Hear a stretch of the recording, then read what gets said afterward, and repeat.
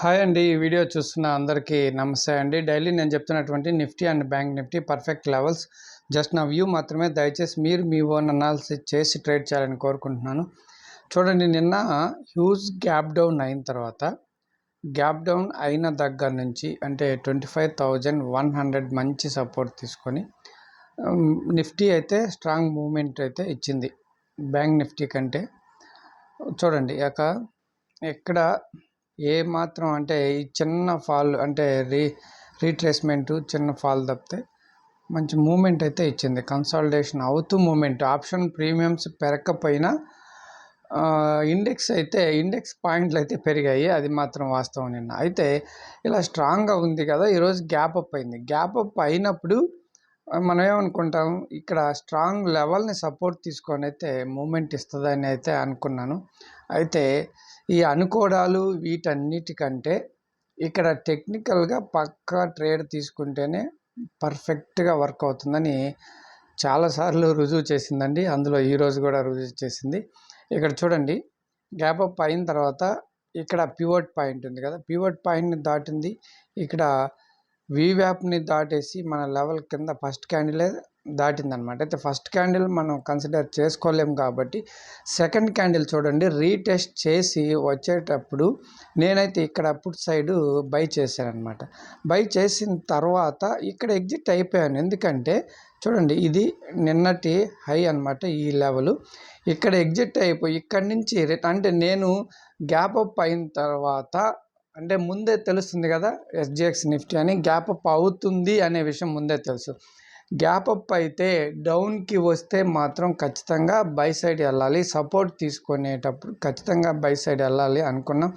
ఇక్కడ పుట్ తీసుకొని ఇక్కడ ఎగ్జిట్ అయిపోయి ఇక్కడ కాల్ ఆప్షన్ తీసుకొని చూడండి, ఇక్కడ కాల్ సైడ్ తీసుకొని ఈ మంచి టార్గెట్ అయితే వస్తుంది, మంచి మూమెంట్ ఇస్తుంది అని చెప్పి వెయిట్ చేసి స్టాప్ లాస్ తీసుకున్నాం. నాతో పాటు కొంతమందిని స్టాప్ లాస్ టెలిగ్రామ్లో పోస్ట్ చేశాను, కొంతమంది తీసుకున్న వాళ్ళకి అయి ఉంటుంది. మరి చూడండి, ఇక్కడ అంటే ఎందుకు నేను ఈ మీకు థంబ్నెయిల్లో కూడా పెట్టాను. చూడండి, చాలాసార్లు చెప్పాను మీకు, పొద్దున్నే అంటే మార్నింగ్ టైంలో 9:15 10కి ముందే చూడండి, నియర్గా వీవ్యాప్ పివట్ పాయింట్ని దాటి వచ్చేటప్పుడు లేదా దాటి పైకి వెళ్ళేటప్పుడు మూమెంట్ అయితే వస్తుంది ఖచ్చితంగా అనుకున్నాం. అయితే ఇక్కడ తీసుకొని ఇక్కడే ఎగ్జిట్ అయ్యాను. అది ఒకటే పొరపాటు. ఎందుకంటే ఇక్కడ కూడా ఆ క్యాండిల్స్ బిహేవియర్ కూడా చూడండి, సపోర్ట్ ఇక్కడ నిన్నటి హై సపోర్ట్ తీసుకొని మూమెంట్ చూడండి, పైకి కొన్ని పాయింట్స్ అయితే ఇచ్చింది. తీసుకున్న తర్వాత నుంచి ఇక్కడ వరకు వెళ్ళింది, ఇక్కడ వరకు వెళ్ళడం, డౌన్కి రావడం, మళ్ళీ ఆ లెవెల్ సపోర్ట్ తీసుకొని వెళ్ళడం, అట్లా ఒక హాఫ్ అన్ అవర్ పైన ఇక్కడ కన్సాలిడేషన్ అయ్యి అప్పుడు బ్రేక్ డౌన్ కిందకు వచ్చేసింది. తర్వాత కూడా ఈ లెవెల్ కూడా సపోర్ట్ తీసుకొని పైకి వెళ్ళకుండా చూడండి, మంచి డౌన్స్కి ఇక్కడ నుంచి కన్సాలిడేషన్ అవుతూ మంచి డౌన్కి అయితే వచ్చేసింది అనమాట. ఇది స్ట్రాంగ్ లెవెల్ 25,130 ఈ లెవెల్ను కూడా దాటేసి కిందకు వచ్చిందండి. చూడండి, ఈ లెవెల్ దాటి వచ్చిన తర్వాత ఇక్కడ కనుక ట్రైలింగ్ స్టాప్ లాస్ పెట్టుకొని కనుక వెయిట్ చేస్తుంటే మంచి పాయింట్స్ అయితే దొరికేది. చూడండి, మీరు బాగా గమనించండి, ఇటువంటి సెటప్ వచ్చినప్పుడు వదలొద్దు. ఇంతకుముందు కూడా చాలాసార్లు చెప్పాను, ఓకేనా. మరి ఈరోజు మన నిఫ్టీలో వచ్చేసి మన లెవెల్ వచ్చేసి 25,150 అండి. ఆల్రెడీ ఇక్కడ 145లో ఉంది, దీన్నే మార్చుకుందాం 150.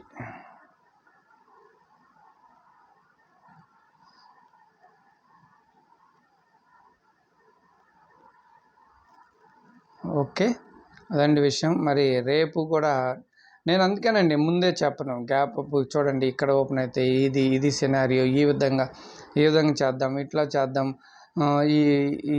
ఈ ట్రెండ్, ఈ సెంటిమెంట్, అవన్నీ నేను ఎందుకు మీకు చెప్పట్లేదు.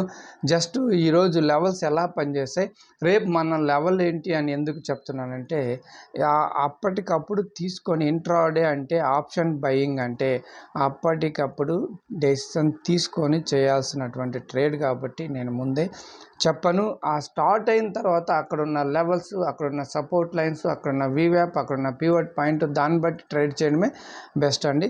ఇది గమనించండి, గుర్తుపెట్టుకోండి. ఎందుకంటే మన లెవెల్స్ అన్నీ చాలా ముందు నుంచి మనం డ్రా చేసుకుంటున్నాం కాబట్టి, అందరూ ముందు నుంచి చూస్తున్నారు కాబట్టి లెవెల్స్ అన్నీ పక్కాగా ఉన్నాయి. డ్రా చేసుకొని ట్రేడింగ్ చేసుకోండి. ఓకే, ఇక నిఫ్టీ చూద్దాం. బ్యాంక్ నిఫ్టీ చూద్దాం.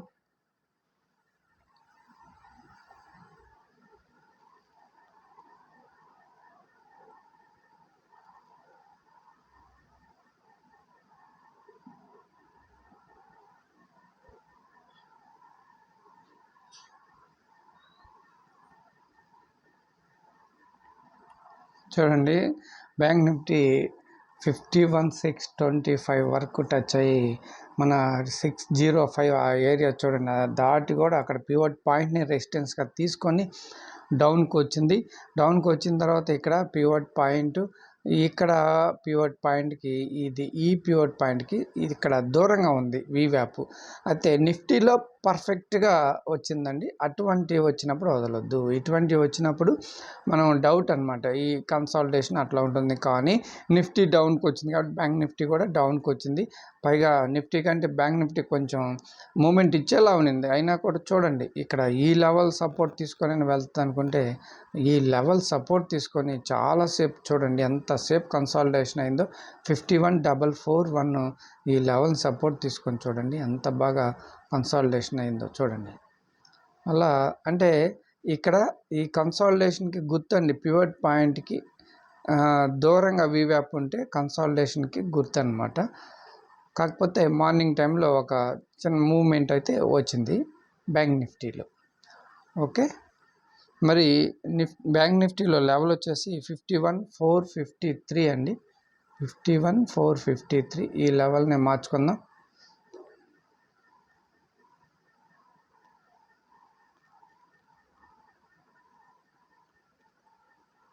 ఓకే అండి, ఇవి లెవెల్స్. రేపు ఏ విధంగా ఈ లెవెల్స్ పనిచేస్తాయో, ఎలా ఓపెన్ అవుతుందో.